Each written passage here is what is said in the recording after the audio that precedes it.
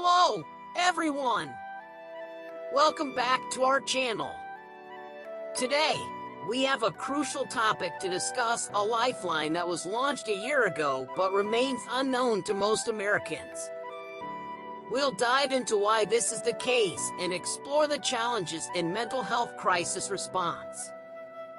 But before we begin, if you or someone you know needs mental health support, the 988 Suicide and Crisis Lifeline is available 24/7 at 988lifeline.org. Let's start with the background. Back in 1968, 911 was introduced for emergencies, but today, about 2/3 of its calls are for non-emergency situations. This poses a challenge, especially when dealing with behavioral health crises.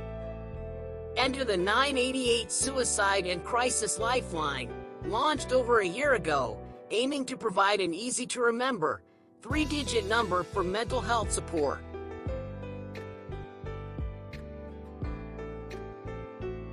Despite a 46% increase in calls answered in the first year, a recent survey reveals that only 13% of Americans are aware of both 988's existence and its purpose. The default option for many remains 911 when facing mental health challenges, raising questions about the effectiveness of the transition. Research indicates that jails often become default mental health facilities for those in acute distress. The question arises, how can we ensure that calls for help result in mental health care rather than arrests or tragic outcomes? Several jurisdictions have taken steps to address this issue.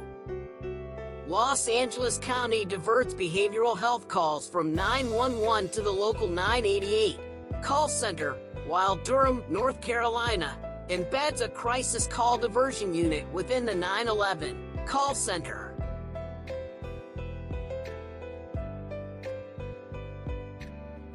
Some states, like Virginia with the Marcus David Peters Act, have passed policies requiring coordination between 911 and crisis call centers.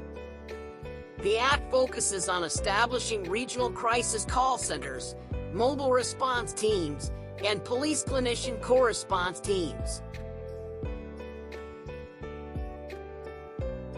Efforts in LA, Durham, and states like Virginia are building a no-wrong door approach. Whether someone calls 988 or 911, the goal is to connect them with a behavioral health professional.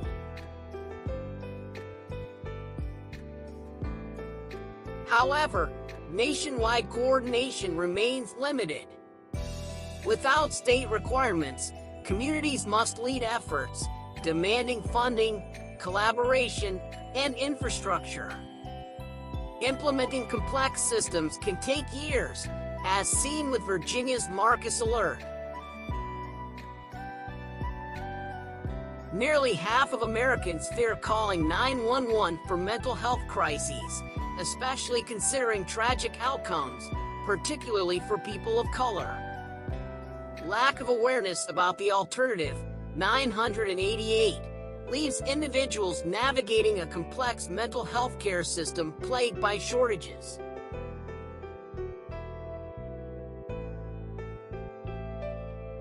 The fear associated with calling 911 and the limited access to community-based mental health care, particularly for marginalized communities, emphasizes the ongoing need for 988. Despite its existence, outreach and awareness campaigns are crucial.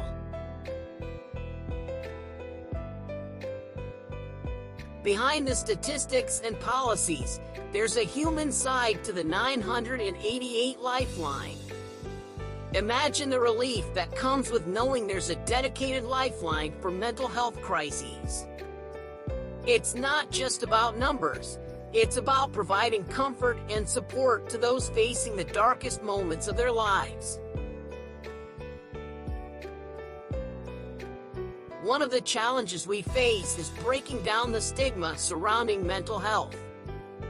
Many individuals, particularly from marginalized communities, may hesitate to seek help due to societal judgments. The 988 Lifeline can play a crucial role in dismantling these barriers by offering a confidential and judgment-free space.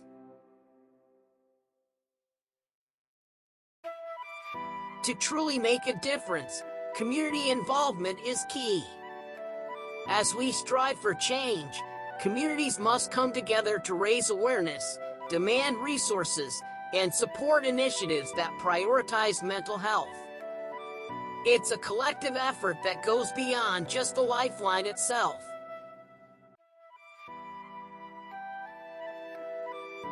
In our increasingly digital world, leveraging technology is essential for ensuring accessibility. The 988 Lifeline must embrace technological solutions to reach a broader audience. Mobile apps, text-based services, and online platforms can make a significant impact, especially among younger generations.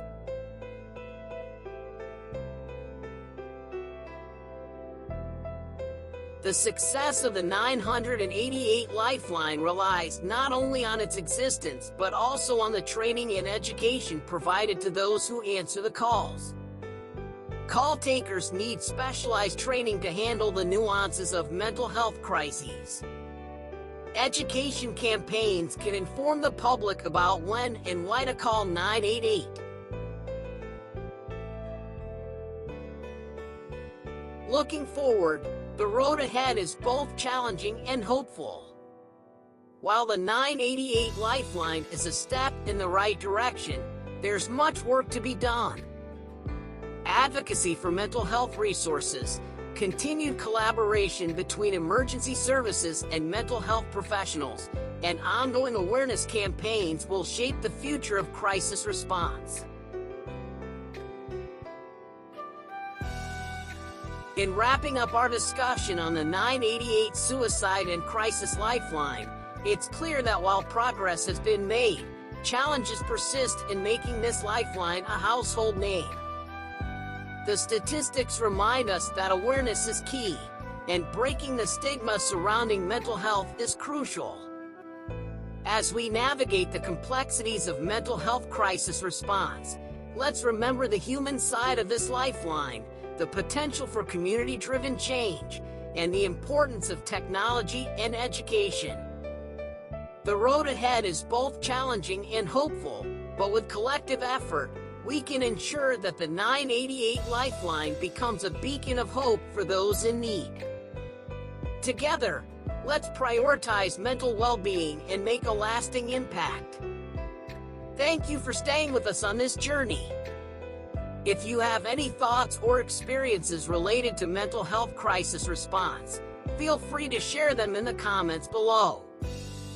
Together, we can make a difference.